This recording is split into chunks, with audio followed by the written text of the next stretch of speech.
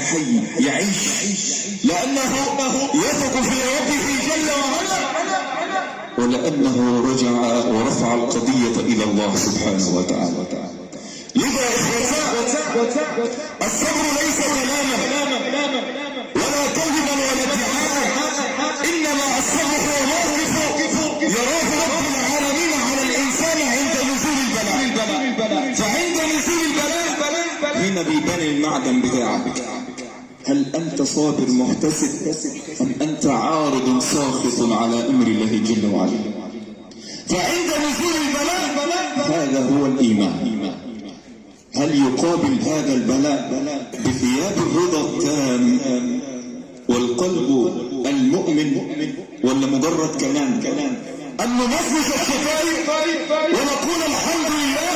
إنما عند نزول البلاء تجد الكلام يقول كلاما يخالف لما جاء من عند رب العالمين.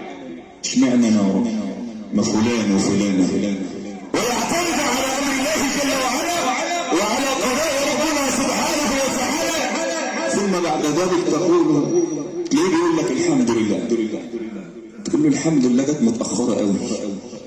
الحمد لله ربنا عايزها منك ساعة نزول البلاء، مش بعد البلاء. بعد أن برد القلب بالمصيبة تيجي تقول لي الحمد لله.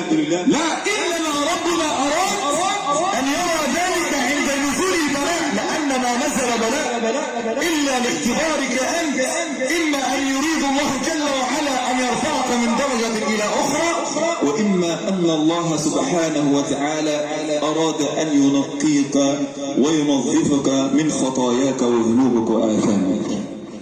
ففي كلتا الحالتين أنت المستفاد، لأن لو كلنا على قلب النبي محمد صلى الله عليه وسلم ما زاد في ملك الله شيء، ولو كلنا على قلب أبي جهل ما نقص في ملك الله شيء.